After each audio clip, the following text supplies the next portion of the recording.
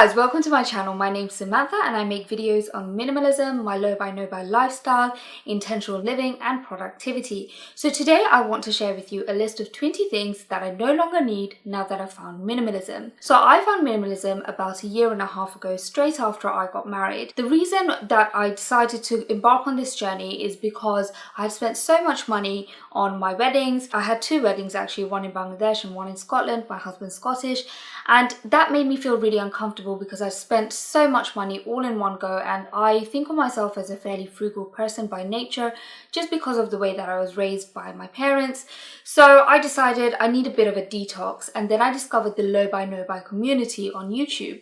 And if you don't know what a low buy no buy is, it's a challenge where you commit to not spending any money on anything non-essential. I've made a series of videos on my low buy no buy journey, and I'll link the relevant videos and playlist in the description below and also in the cards above. So the first thing I no longer need is fast fashion. When I was in my 20s, I used to really buy a lot of fashion items, and that's because I used to love going out. I'm such a different person now, so it makes me laugh, but I used to live for the weekends and I used to buy new outfits almost every week or every 2 weeks. I'd buy them from places like H&M because River Island and Zara were just a little bit too expensive for me at that time. So I'd buy these outfits, I'd go out and I'd keep purchasing outfits, and because the quality of the garments were not that good, they would have quite a limited shelf life. I'd still manage to make them last for quite a while. I think all of my garments at that point used to last between 1 to 2 years.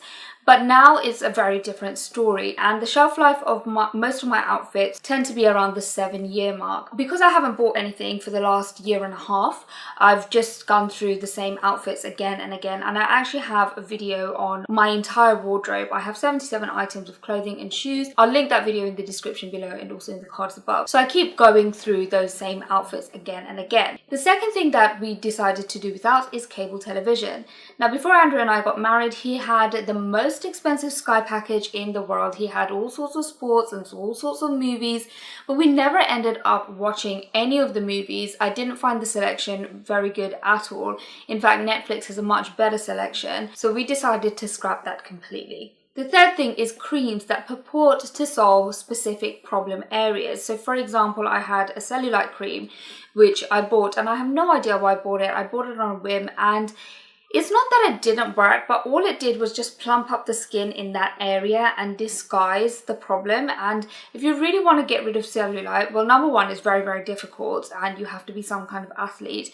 And number two, it's kind of a natural thing anyway, so what's the big deal? I think affordable skincare is perfectly fine. You don't have to buy all of this specialist, expensive stuff. I've been using Nivea over the last couple of years and it's fantastic. The fourth thing I no longer need is unwanted presents. I'm very hard to buy for because I really don't like clutter. I really don't like too many things around me, but I used to find it really difficult to get rid of presents that I didn't want, and I used to feel very guilty. But now, although I appreciate the sentiment, I just get rid of stuff that I don't want. Either I sell them or I give them away. I've just decided to prioritize my need for less physical clutter and therefore more mental clarity over keeping unwanted presents. The fifth thing is slightly related. I also get rid of sentimental items. I try not to give a lot of sentiment to like physical items. There are certainly some things that I'm going to keep forever, for example my first teddy bear, but in general, I try not to get wrapped up in physical possessions. I also found that once you start getting rid of sentimental items, it becomes a snowball type of effect where you can get rid of other sentimental items, and you just realize that a lot of things live in your memory anyway, so you don't need physical items. Now, photographs are slightly different, but you can digitize them if you don't want to keep physical copies. The sixth thing that I got rid of is paperwork. I used to be so scared of paperwork, and I used to have this big box full of paperwork. When I started my minimalism and low buy no buy journey, I minimized everything and I digitized everything. So at the moment I only have 2 folders, one for all my certificates and one for all my paperwork related to taxes and my business and my work. And because I'd invested that time organizing things, I'm really on top of my paperwork now. The seventh thing I no longer need is language learning books. Now, I've always wanted to learn a third language. Obviously, I know how to speak English and I'm fluent in Bengali, and I've always wanted to learn French. And I also dabbled in a little bit of Korean because I went through this phase of loving Korean dramas. But learning a language takes a lot of time, a lot of commitment, and I also think learning a language through books is actually quite difficult. You kind of need to make the commitment to go to the country itself. So I had all of these language learning books, mainly French and also a bit of Korean. And every time I used to look at these books, I used to feel really guilty because I hadn't made the time for it, or I couldn't make the time for it. And then when I started watching Marie Kondo's series on Netflix, and when I started finding out more about her philosophy, about finding joy in things, I realized that I was definitely not finding joy in my language learning books. It was making me feel really guilty. And at that point, I had to decide, do I want to prioritize this enough?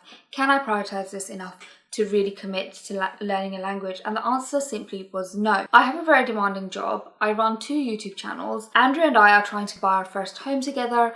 I just don't have the headspace to commit to learning a language right now, and I don't want these books looming over me and making me feel bad. So I decided to give them away to charity so that they can find a home that will appreciate them. The 8th item is quite related. It's musical instruments that you intend to learn but aren't learning. So I had this guitar lying around for ages, and I have no idea why, because as far as I can remember, I've never really wanted to learn the guitar, but at some point a whim must have taken over me.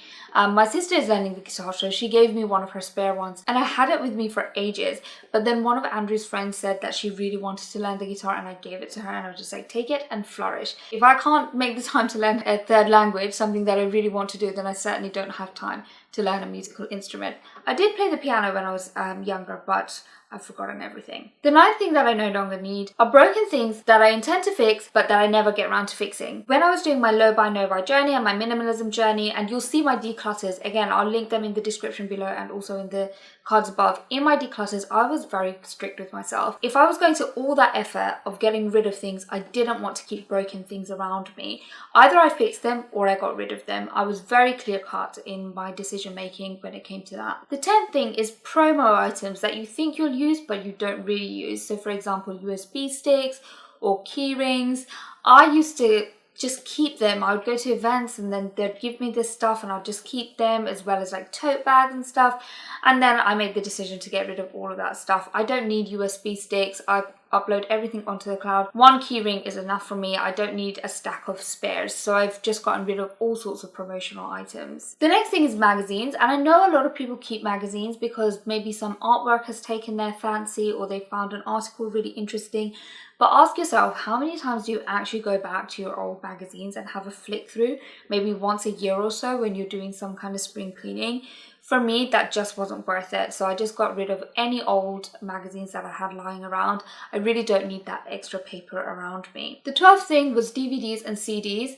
That was quite hard for me to get rid of because I'd actually spent quite a lot of time building up my collections. And then I realized that these mediums were like no longer going to be of use to anybody. The 13th thing that I minimized was my books. I had a big book collection because I always dreamed of having a library in my house. But realistically, the home that we're going to end up buying, myself and Andrew, is going to be small and we're going to struggle to find any space for a library. So I've got a bookshelf like right behind me, and this bookshelf has all of my favorite books from childhood, so things like Anne of Avonlea, the Little Woman series, Harry Potter, Anna Karenina, A Suitable Boy. All of these books I loved, so things that I used to read when I was in my teens. My reading habits have changed a lot. I don't read a lot of fiction. A lot of it now is very much non-fiction, scientific books, educational books and things based around science. So, and a lot of my reading is done online as well. So I've just kept the books that has sentimental value. Talking about sentimental value, these are some of the things that I couldn't get rid of. But I only keep books that have sentimental value, but on the whole, I try to keep everything digital. The 14th thing that I no longer need is old bedding. Now, I picked up this habit from my mum, who always kept old bedding because guests might come around. And then I realized that I was never actually going to have guests come around and stay in our tiny room. Well, it's not a tiny room, it's actually a massive room, but with me and Andrew having our entire life in this loft space, we're not really going to have additional guests, so I don't really need to keep extra sets of bedding for them. If you want to know more about our living space, I will link my room tour video in the description below and also in the cards above. The 15th thing I got rid of is cables and cords. Again, I got rid of them when I was doing my decluttering and my minimizing.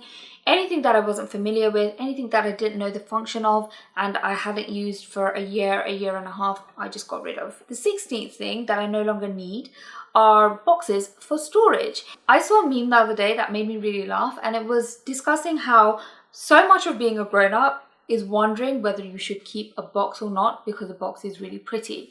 And I used to keep so many pretty boxes that really didn't have any function other than just being pretty, and I thought, oh, one day I might use it. But I never used it. They just didn't work in my space. So now I just don't keep extra boxes just because they're pretty. I have all the boxes that I need right now, and most of them are super ugly. They're like old shoe boxes or old Amazon packages, and that's good enough for me. I don't need super pretty boxes for storage. The 17th thing are travel pillows. I hate travel pillows. I find them so uncomfortable. I'd rather wrap up my coat or my fleece or my cardigan and make that into a pillow. The 18th thing that I no longer need is anything that I find non-functional. So for example, one of my biggest non-functional items are mason jars. I have no idea why they're so popular. I suspect it's because they make things look really pretty because you can see through the clear glass. So on YouTube, people have their smoothies on it, but it doesn't fit all of the smoothie. And they also have their like salads in it, but it doesn't mix up all the salad because you have things in layers. And I just find them truly, truly non-functional. I'm sure some people do find them functional, but for me, anything that doesn't fit into my lifestyle and which I find non-functional, I will not welcome into it. The 19th thing that I no longer need is loungewear that isn't comfortable. Now that we're in lockdown, we are wearing our loungewear more and truly getting to grips with what we find comfortable and what we don't. And I've done another edit of my loungewear recently. I've gotten rid of anything with holes that felt scratchy or uncomfortable. I have no need for that in my life. And the last thing that I no longer need, and that I haven't needed for a really long time, is a purse. I just use basically a rubber band. Now Andrew hates this and a lot of my friends hate this. I don't carry cash. I hate carrying cash. And I carry just a few cards around with me. So like this is a loyalty card from a coffee place that I go to. I have some more credit cards and stuff at the back. So anything that I use fairly frequently, I just put in a rubber band and put in the pocket of my coat. And if there are cards that I use even more frequently, so on a daily basis, for example, I just keep in the card pockets on my phone case. And so guys, that is it. Those are the 20 items that I no longer need. I hope you guys enjoyed this video. I hope it's inspired you to get rid of some things, and at the very least, I hope you enjoyed it. Thank you so much for watching, and I'll see you all next time. Bye!